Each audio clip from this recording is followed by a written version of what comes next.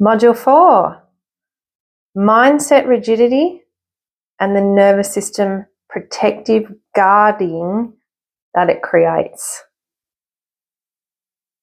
I've often talked about our language, our perception of our back injury, what words we're using, what story we're telling.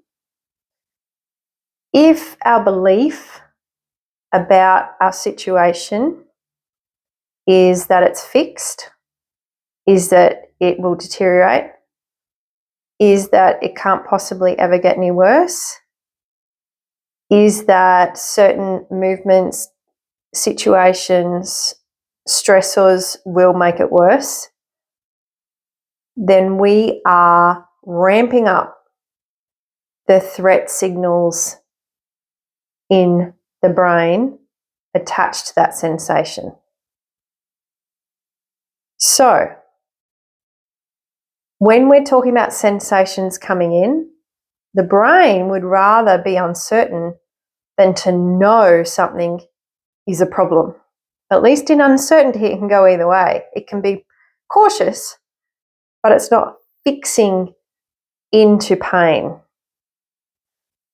So, where do these beliefs about our situation come from?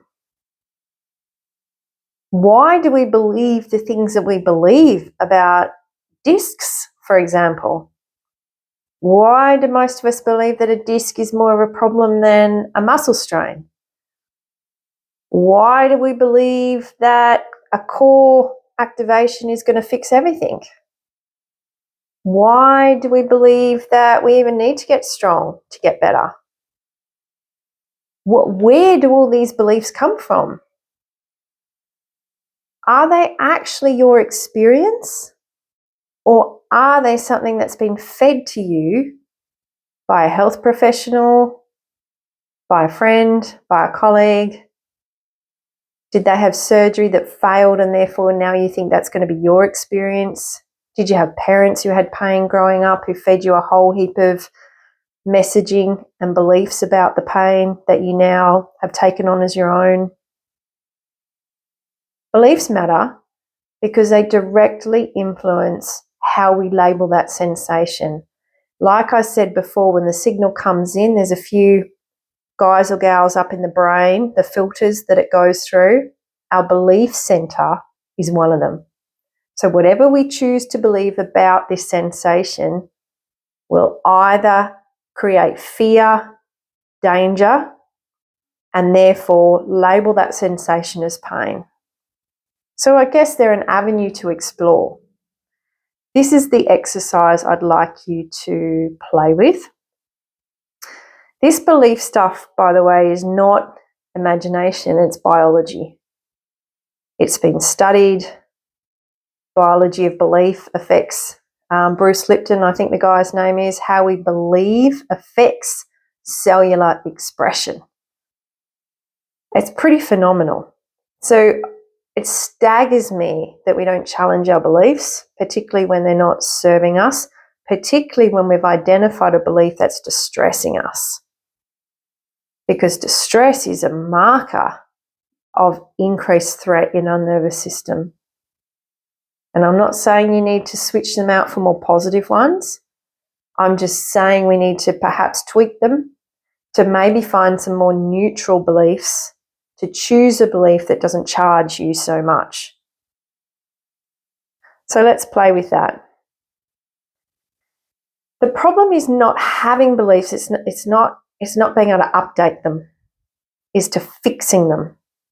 Because fixed equates to an expectation of damage, which your nervous system reacts to with fear and threat.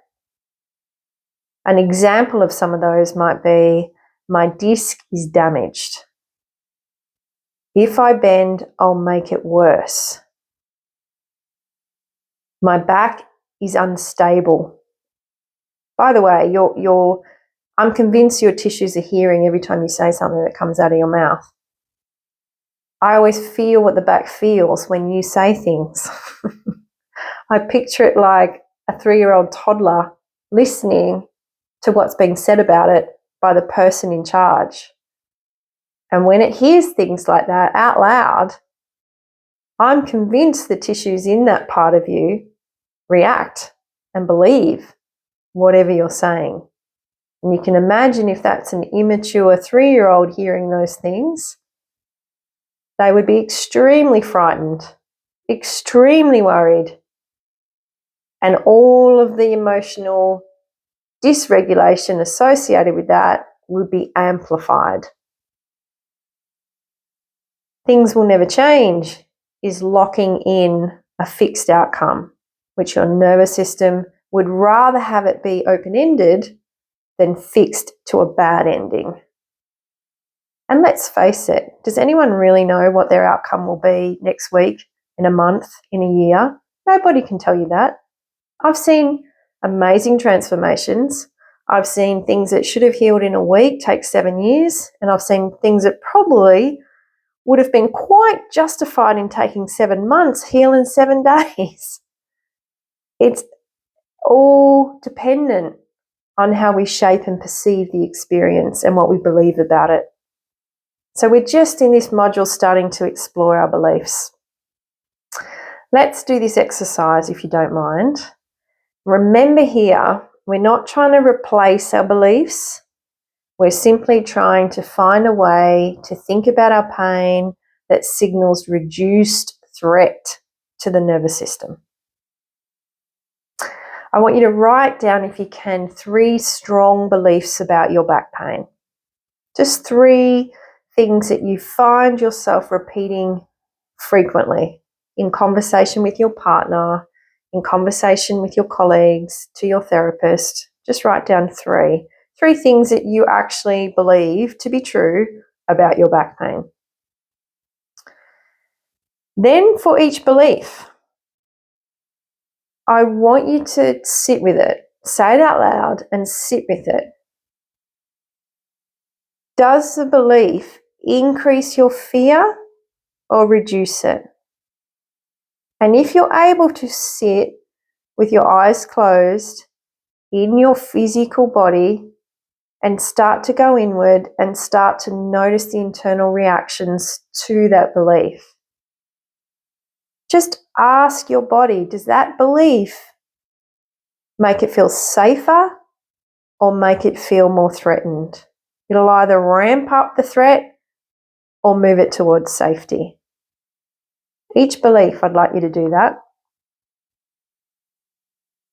You could also ask the body, does it make my body feel lighter or softer or heavier, contracted? Start to get a little bit more nuanced in how you're feeling in reaction to each belief. Now, here's the super duper juice if you can. Here's my challenge to you. Even if you choose one of those, remember this is just a process of awareness. Rewrite even one, but preferably all 3 beliefs, into a more neutral, flexible version. I'll give you an example. Let's say you had a strong belief that your back is damaged. The way you could rewrite that is, my back is protective right now. And then notice how that feels in your nervous system. Damaged versus it's protecting itself. Quite different experiences. Here's another example. Bending is dangerous. That might be your belief. And what I'm asking you to do is find a way, if you can, to neutralize it a bit more or to make it more open-ended. That one could be rewritten as, my system is cautious when bending. So I've done a whole video on this previously about this avoidance of bending, where it comes from, why it comes from. For some people, definitely, bending is not appropriate at certain spaces and times during their rehabilitation. But I do see a lot of people avoiding it altogether because in week 1 it hurt. and now they're week 10 and they've just cancelled that movement altogether from their repertoire because the sensation experienced in week 1 was intense. And they formed a belief that that movement is never to be repeated again because it will damage my back. And you can see how that will create that experience because the belief has taken place in week 1. And here we are in week 12 and we're experiencing all of the negative consequences of not having challenged that belief earlier on. I hope you don't think this is semantics. I hope you don't take this lightly. But this is the languaging when I'm talking to people.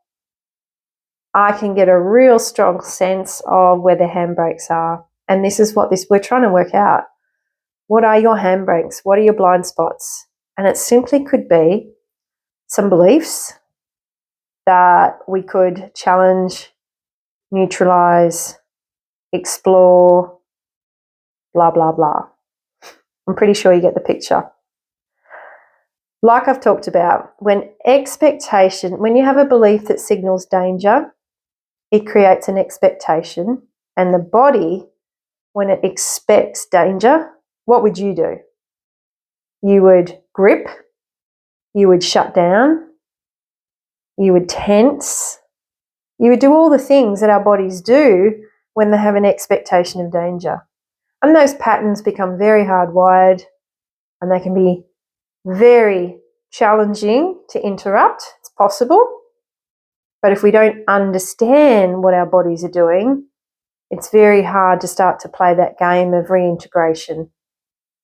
And this is where education, exploration are vital parts of back pain rehab.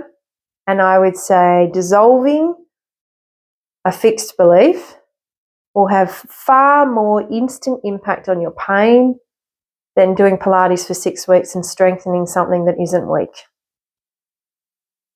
Personal opinion. Take that with a grain of salt. So the opposite is also true. When we have beliefs or expectations of healing, then we have the guarding reduces, our options expand, and our sensitivity lowers. Like I talked about in the home security system that's being triggered by every leaf falling, the threshold of sensory awareness or things that trigger that threat center expands when we feel safer. And that's why looking at the beliefs is important. We're simply trying to find beliefs that make the nervous system feel like it's under less threat.